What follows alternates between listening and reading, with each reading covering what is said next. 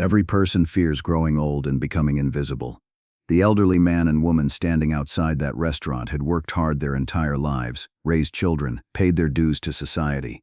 But on the most important night of their golden years, they were told they didn't matter enough.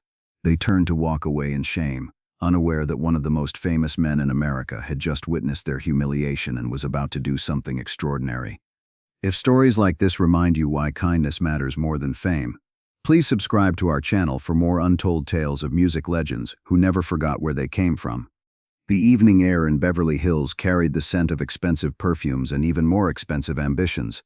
Chez Philippe was the kind of restaurant where reservations were made months in advance, where movie stars rubbed shoulders with record executives, and where being seen mattered almost as much as the food itself. The maître d' stood at his podium like a gatekeeper to an exclusive world that most people could only imagine. Across the street, Marvin Gaye sat in his car waiting for his manager, who was running late for their dinner meeting. Marvin had just come from a recording session where he had been working on new material, trying to recapture the magic that had made him one of Motown's biggest stars. The pressure was mounting. The critics were saying his best work was behind him, and the weight of expectation sat heavy on his shoulders. But as he glanced out the window, watching the parade of wealth and status entering and exiting the restaurant, something caught his attention that would change the course of his evening and ultimately touch the lives of everyone involved. An elderly couple approached the entrance of Chez Philippe with the careful, measured steps of people who had saved for something special. The man wore a suit that had seen better days but was clearly his best, pressed with care and worn with dignity.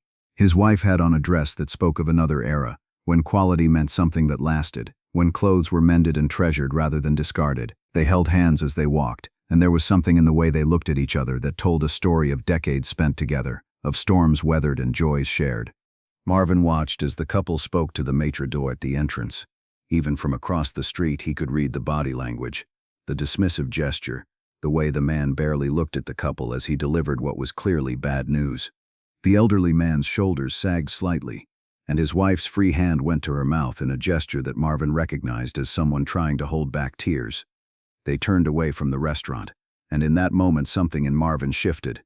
He had grown up in Washington, D.C., the son of a preacher who often struggled to make ends meet.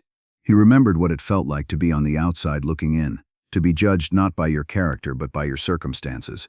He remembered his mother's face when she couldn't afford something she wanted to give her children, the quiet dignity with which she bore disappointments that would have broken lesser people, and now, watching this elderly couple walk away from what should have been a celebration, he felt something ignite in his chest, a mixture of anger and determination that demanded action. Marvin got out of his car without thinking, driven by an impulse that overrode the carefully maintained distance that fame had taught him to keep. He crossed the street quickly, his long strides eating up the distance between his world and theirs. The couple had made it perhaps 20 feet from the restaurant entrance when they heard someone calling behind them. The elderly man turned, his arm instinctively moving to shield his wife, a protective gesture born of decades of looking out for her. When he saw who was approaching, his eyes widened slightly, recognition flickering across his weathered face. Everyone knew Marvin Gaye. His voice had been on the radio, in grocery stores, hummed by people doing their daily work. He was part of the soundtrack of America. But what happened next would show that fame meant nothing compared to humanity. Marvin didn't introduce himself or acknowledge his celebrity. Instead, he simply asked a question that would open the door to one of the most beautiful evenings any of them would ever experience. "I couldn't help but notice what happened back there. May I ask, is today a special occasion?"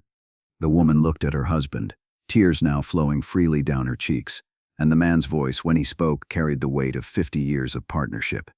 He told Marvin that today was their golden wedding anniversary, 50 years to the day since they had stood in a small church and promised to love each other through whatever life might bring. They had saved for 6 months to afford dinner at Chez Philippe, had made a reservation 3 months ago, had dressed in their finest clothes and taken 2 buses to get here. But when they arrived, they were told their reservation couldn't be found, and the restaurant was fully booked for the evening. What the couple didn't say, but what Marvin understood immediately, was what this rejection really meant. It meant that even on the most important evening of their golden years, they were still invisible, still not important enough, still on the outside looking in. It meant that 50 years of devotion, of building a life together, of being good citizens and decent people, didn't earn them a seat at a table that probably had several empty reservations from people too important to bother canceling.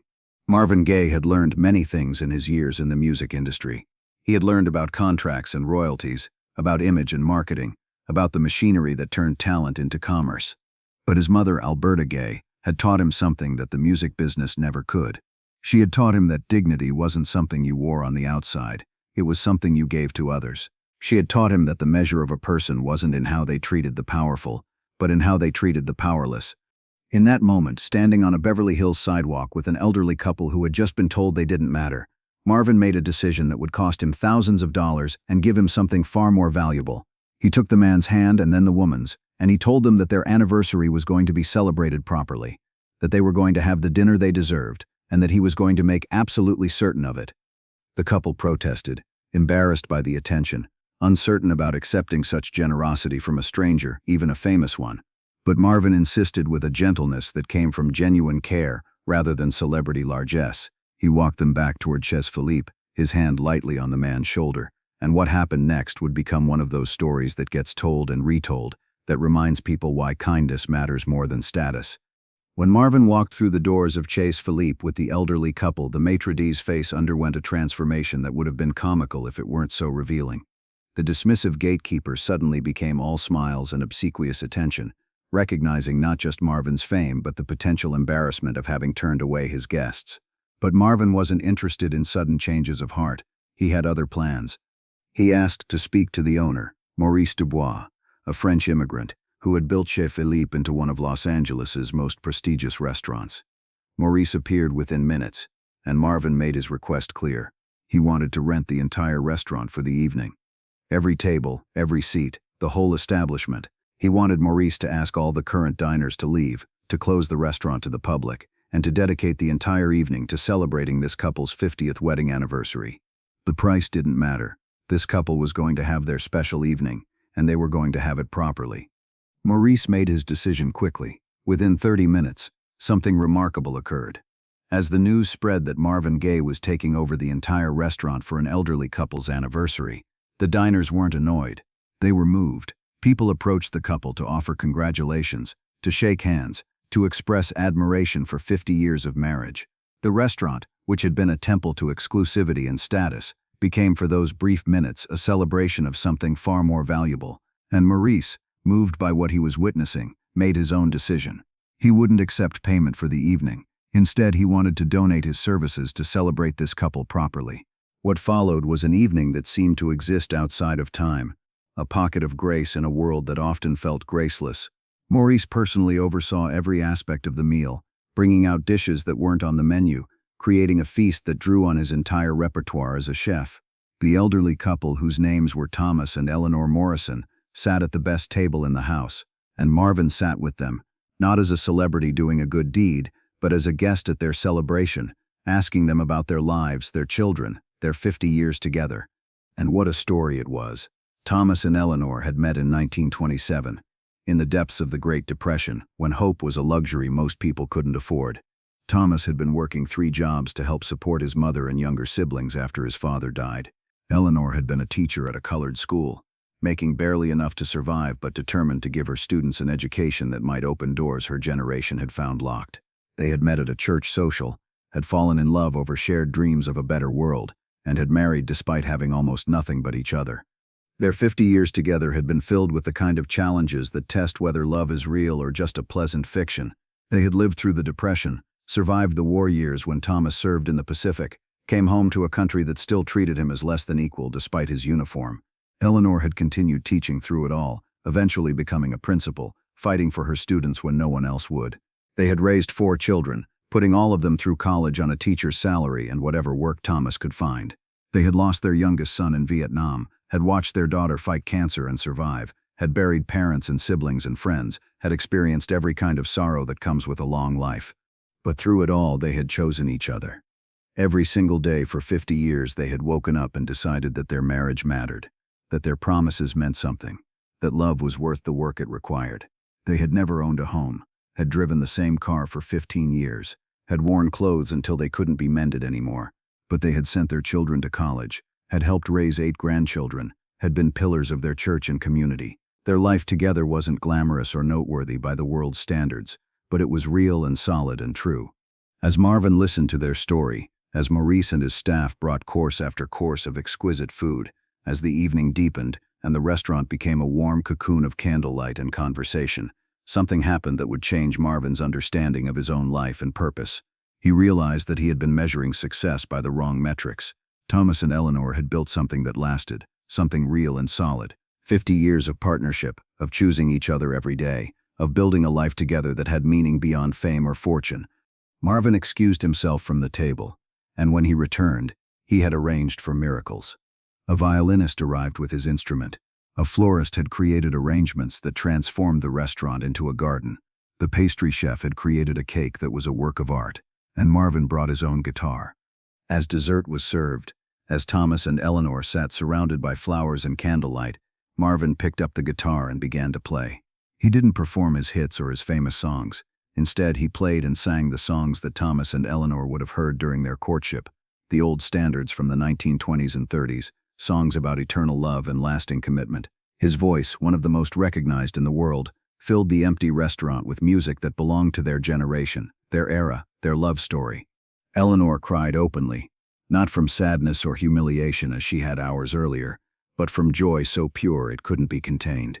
Thomas held her hand across the table, his own eyes wet with tears, and they swayed gently to music that took them back to their beginning, to the young people they had been 50 years ago, to all the moments of their life together. When Marvin finished, Maurice brought out the cake, a 3-tiered masterpiece. The violinist played as they cut it together, their aged hands on the knife guided by 50 years of shared gestures and understood rhythms.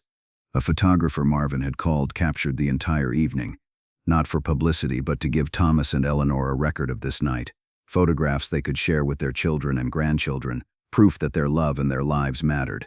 What happened after that evening in September of 1977 proved that kindness creates ripples that spread far beyond the initial act. The story spread through Los Angeles and beyond, not through Marvin's doing, but through the people who had witnessed it. Maurice changed the way he ran his establishment, reserving one table every evening for someone who couldn't normally afford to eat there. Nominated by community organizations and churches, he called it the Morrison Table. Thomas and Eleanor became local celebrities in their community. Their church asked them to speak to young couples about marriage and commitment. Schools invited them to talk to students about perseverance and dignity. They lived another 12 years together, both passing away in 1989 within 3 months of each other, having celebrated their 62nd anniversary before Thomas's health failed. For Marvin, that evening became a turning point. After spending the evening with Thomas and Eleanor, after witnessing what real success looked like, he returned to the studio with a different perspective. The music he created in the months following would be some of his most heartfelt work, songs about real human connection rather than commercial considerations. He never spoke publicly about what he had done. When reporters asked, he simply said that Thomas and Eleanor had given him far more than he had given them. They had reminded him of what matters in life, of what endures when the applause fades.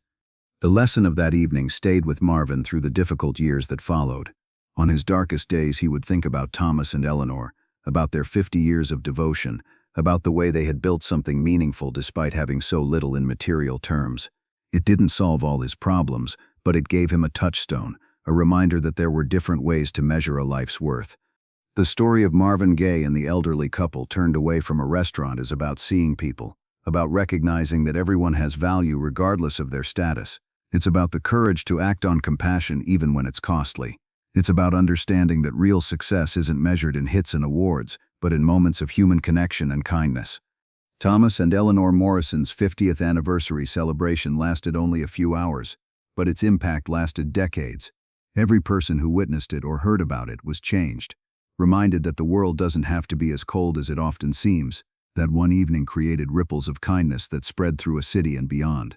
For those few hours in September of 1977, an exclusive restaurant became something else entirely. It became a place where love was celebrated, where dignity was restored, where an elderly couple who had devoted 50 years to each other were finally given the recognition they deserved, and it became the setting for one of the most beautiful lessons in what it means to be truly successful. Marvin Gaye could have driven away that evening, could have ignored what he saw. No one would have blamed him. But he didn't. He crossed the street, he listened, and he used his influence to create something beautiful.